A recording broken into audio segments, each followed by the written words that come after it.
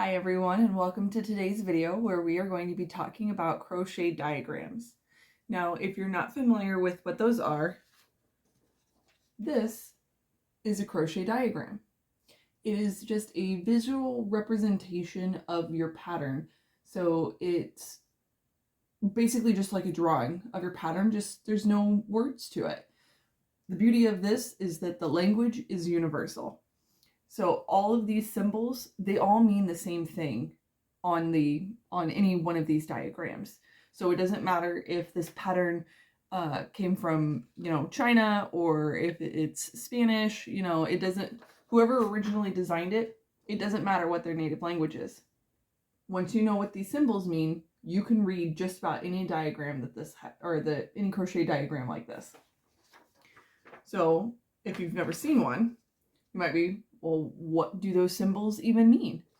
So why don't we take a look at those, and then we can come back to this pattern and you'll have a better understanding of what it is that you're looking at. So looking at this little stitch key that I created, starting in the top left, we have this black circle.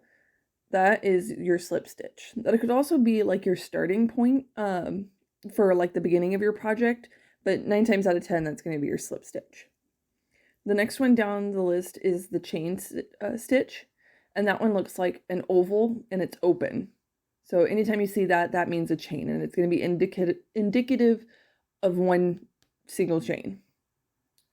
The next item that we are looking at is it's either going to be an X or a plus, and that's going to be your single crochet. I've seen it used as both, and it just kind of depends on what it is, but generally it'll be one or the other for that. The next one is a half double crochet, and that one you can see looks like a capital T with no lines through it. So that's a half double crochet. So the next one is a double crochet, and you can see it's a uppercase T with one line through it. So you can think of it as, you're pulling through a second time almost.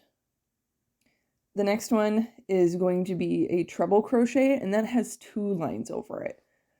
So you can kind of see where between like the half double crochet, the double crochet, and the treble crochet, how it's gradually increasing with each one, and that can kind of help you remember which one is which. So the next picture or icon that we're looking at is going to be the back loop only, and that one is like a little archway, half semicircle kind of looking shape.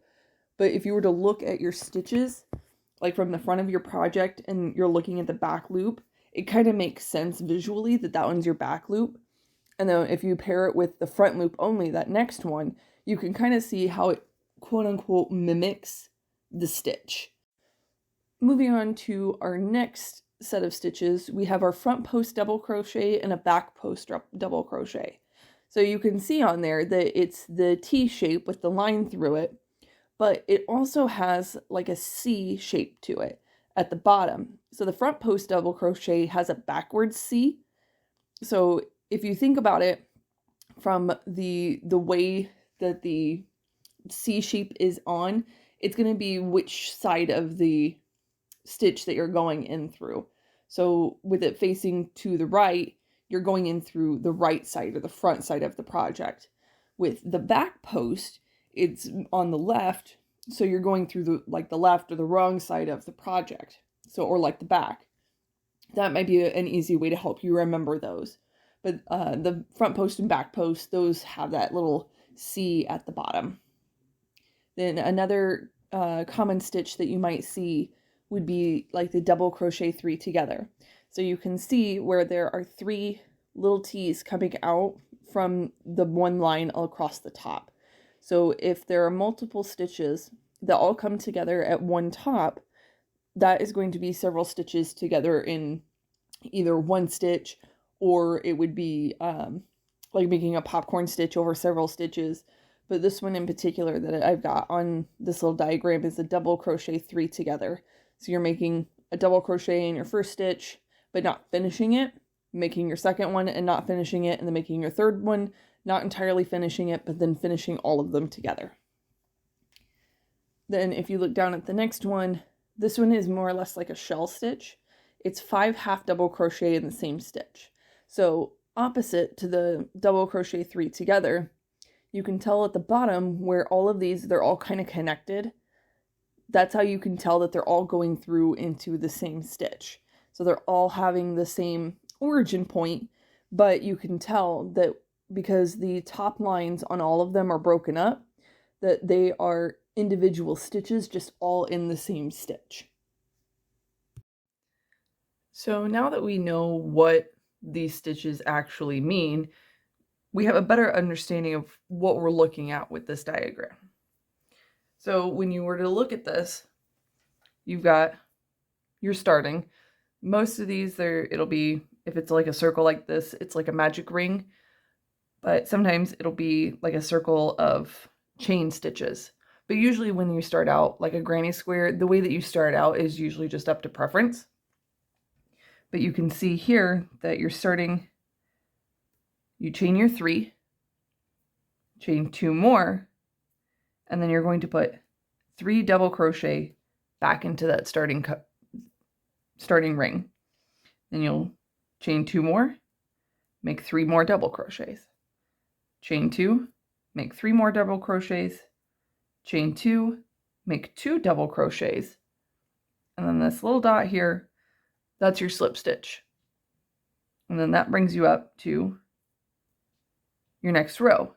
Now, when you're working granny squares to keep them from tilting and being funky, you want to make sure that you flip your work.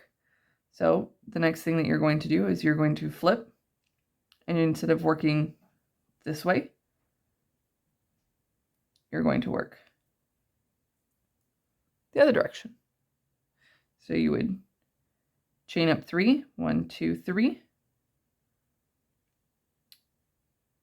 and then you're going to go, I think I was going the wrong direction, but you chain up 3, chain 3 more, double crochet into this chain, then you would make a double crochet into this stitch because the bottom is directly above this top. Same with this next double crochet, and then there's double crochet into this one, and then into your chain. Then you've got your chains, you'll have another double crochet, and you just continue around. But when you get to ones like this here, where it's several lines, and they all have one shared top, but they all start in different spots, this is where you know that you have several stitches that are going to be combined as one. So here you have 1, 2, 3, 4, 5 treble crochets together. So it counts as one stitch, but it looks like you have 5 there. And then same over here. You have 2 double crochet together. So hopefully now with having, getting a little more familiar with the actual chart symbols, you should be able to decipher just about any chart. So sometimes it might be helpful to make yourself notes on these. This is why these are great to print out. So in this round, you'd be working this way. And then in this round, you'll work that way. And then in this round, you'll work that way. Make these a little bigger so you can see them. And then in the next round, you'll work that way. And then in the last round, you'll work that direction. So hopefully now with this quick little guide to crochet diagrams, you've learned something new and you can tackle any crochet diagram that you find out there that looks pretty on Pinterest. I know I have quite a few that I want to try, so it's just adding more to my list of things to do. So if you liked today's video, don't forget to hit the like button, hit subscribe so you can be alerted for the next time I upload a video, and don't forget to drop a comment down below.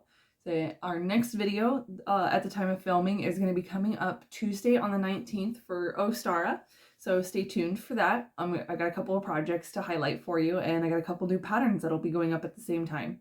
So I will see you in the next video. Bye-bye.